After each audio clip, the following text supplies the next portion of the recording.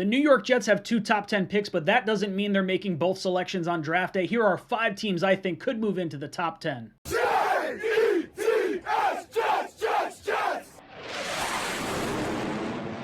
Welcome to Jets Talk. My name's Ryan. I'll be your pilot. If you're new here, hit that subscribe button. If you've been here before, welcome back. I love having you here.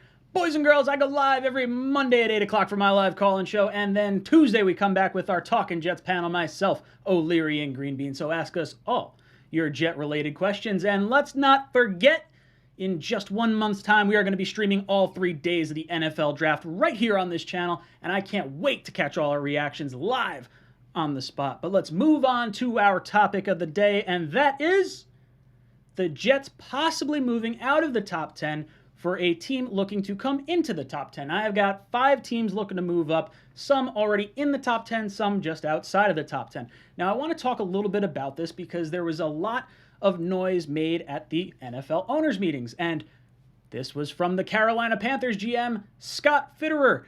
You hate to force it, but at some point you have to take a shot on a quarterback when discussing the team's number 6 overall draft pick. So I don't know if this is a smokescreen, but either way, it's good for the Jets because teams are going to be looking to possibly move in front of Carolina. So I know there's going to be a lot of fans that are like, hey, I'd prefer to trade out at number 10 because I want my edge rusher at number 4. Now, I completely understand that, but with the Commanders trading 2 second-round picks for Carson Wentz, I think it makes it less likely that they take a quarterback at number 11, so that's not as urgent for teams to move up to that particular spot. And with Carolina having this kind of comment come out, now teams might be looking to jump up to picks 3, 4, and 5. The Jets own number 4. So this is something we can definitely take a look at. Now, the thought process here is Malik Willis is probably the quarterback that a lot of teams are looking to come up for, but it wouldn't shock me if Kenny Pickett was one of those players as well in the top 10.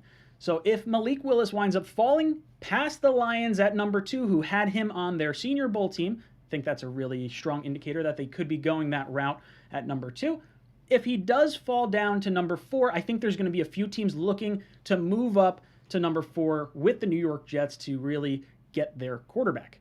And let's go into it. So let's talk about the Panthers first and foremost. We traded them Sam Darnold just 1 year ago. We got a 2nd, a 4th, and a 6th round pick. So unfortunately, they do not have a 2nd round pick this year, which is roughly what it would take to move up into number 4. It's actually a 3rd round pick is the value going from pick 6 up to pick number 4. But when you're coming up for a quarterback, you're going to pay a little bit of a premium. And the Carolina Panthers, unfortunately, do not have a pick before the 4th round. Pick 137. So unless they're looking to give up a 1st round pick next year to come up into, just 2 slots ahead of the Giants and possibly edge out some of these other teams, I don't know. I don't know if it's going to happen. I think the Panthers are probably going to have to sit at pick 6, and they are in a rough spot after trying to go for Deshaun Watson, trying to go after Russell Wilson, and they just kind of got shut down across the board. So let's look at some other teams. Just 2 picks behind them, you'll find the Atlanta Falcons, division rivals with the Carolina Panthers. They just traded Matt Ryan to the Indianapolis Colts. They did sign Marcus Mariota to, I believe it was a 2-year contract. So they could be looking for a quarterback here. Obviously, they have their stopgap in Marcus Mariota, so they don't have to force the young player to come in and play right away. So to go from number 8 up to number 4, you're talking 400 points or the equivalent of a mid-2nd round pick. Now, the Falcons do have the number 43 overall pick, so the Jets would have 35, 38, and 43. Not a terrible option there. I would want a little bit more because you're trying to come up in front of a division rival. If you want you to get the quarterback and not your division rival, you're going to have to pay a premium. So I want more than a 2nd round pick. Now, what is that? Is it 2 2nd round picks, one this year, one next year? Is it just a 1st next year? I wouldn't mind going on the side of 2023 picks because the Jets have a whole bunch of picks here. And you get to stay inside the top 10. But I don't know if they're necessarily looking this route. I think they might try to add some pieces on the team and then maybe look for a quarterback next year. Sitting just a pick behind them, number 9, you have the Seattle Seahawks. Now, it would take 450 points for them to come up to number 4. They do have 2 2nd round picks, pick number 40 and pick number 41. So maybe we force them to give up both these 2nd round picks to come up to number 4 and get their quarterback after trading Russell Wilson to Denver this offseason. Now, they do have DK Metcalf. Maybe there's a potential thought of a swap, but I do think DK Metcalf is more valuable than the high second-round pick that you would roughly have to give up. And I don't think Seattle necessarily wants to trade with the Jets again after getting their pants pulled down in the Jamal Adams trade. Oh, man, the Jets turned that into Elijah Vera Tucker and a number 10 overall pick. This is, so fantastic. And I don't think Seattle's going to want to trade with the New York Jets, but I think they are a team that would be trying to get in front of Carolina. Now, if they move in front of the Jets, that's okay too, because another player winds up falling a little bit further, but this is a team that has the ammo to come up, and the Jets would still be able to stay in the top 10, and you'd wind up having picks 9 and 10 respectively. Now, the next team up on my list, they did bring back Jameis Winston. That is the Saints. Now, they don't have Sean Payton anymore. They're going to be looking for a quarterback potentially, unless they really believe in Jameis Winston moving forward. It would cost them about 900 points to come up from pick number 18 all the way up to number 4. That is the equivalent of the number 19 overall pick.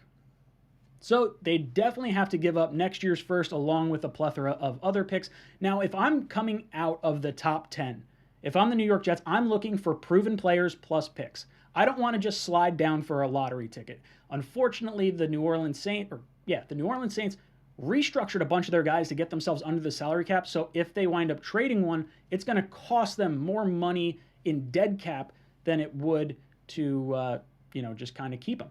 So I don't think a trade with a player is feasible from the Saints. So you're looking for a lot of draft picks in return. I think they're probably going to roll with Jameis Winston for a year. I don't think they're really going to be in the market too much to jump up that high. The final team on my list is a team I strongly think is looking to come up to number 4. We have been linked to them at Pro Days. We've been linked to them at the Senior Bowl. We've seen little bits of discussions, and that's the Pittsburgh Steelers. Mike Tomlin apparently loves Malik Willis. This is someone that I think he's looking for his quarterback. I know he wants a running style quarterback compared to, Big Ben, who is a little bit more of a statue in the pocket. Could the Steelers be looking to come all the way up to number 4, and what would they have to do, and why would the Jets potentially want to make this trade? Well, they're sitting at pick number 20, so they'd have to give up a whole heck of a lot of picks. They'd have to give up the equivalent of this number 16 overall pick just to come up to number 4 without factoring in hey, I have to overpay for a quarterback, which is what's going to happen here. So you're looking at getting pick number 20. You're probably looking at getting a second, a third, and a first next year at the minimum, plus Chase Claypool. So now if I'm the New York Jets and I'm Joe Douglas and we traded down in the 2020 draft, we wound up missing on Chase Claypool just a few picks later and Van Jefferson, and we wound up getting Denzel Mims. Could this be a situation where the New York Jets, right, potentially a wrong if they were possibly looking to move back for Claypool, or just getting a wide receiver in general? Jets need a wide receiver, and Claypool's a pretty good one. He didn't have a great season this year, but last year in 2020 had a phenomenal season. He could be a red zone target for the New York Jets and Zach Wilson. So if the Steelers want to come up, I'm looking to get Chase Claypool, because then all of a sudden you can take your edge rusher at number 10. I've sort of said that would be the case anyway. I think there's a lot of really good edge rushers in this class, and why not add some more ammo and draft some other needy positions as well. At number 20, you could go with a good wide receiver that maybe you didn't feel comfortable taking in the top 10. You could go with a Zion Johnson, guy that could possibly play center for you. You had him taking center reps in the Senior Bowl. So I think there's a thought that the Jets may want to move on from McGovern and trade him maybe for a mid-round pick. Or maybe it's someone like a linebacker like Nakobe Dean just in front of the Patriots, a Devin Lloyd, something along those lines, because the Jets could use a linebacker there as well. So you would solve your edge rusher, your wide receiver, and another area of need in the top, the top 20 picks. That doesn't even account for if you want to use some of the picks you get in this trade to come back into the first round. You could potentially get 3 first-round picks and a solution at wide receiver if you're the New York Jets. That's the route I would prefer to go. I know it's really far back for a lot of fans, and you don't want to go back to number 20, but if the Jets are fine with taking their edge rusher at number 10, and you think you could get a monster haul of picks to slide back from number 4, I wouldn't be opposed to it. There's a few players I'd like in the top 4, but I wouldn't be opposed to a trade down either. So guys, let me know your thoughts of these 5 teams down below in the comment section. Who do you think is willing to come up? Who are you willing to go down? And down and pick? Who do you want to pick? What would you take in a trade down scenario? Let me know in the comment section down below. And as always, go Jets.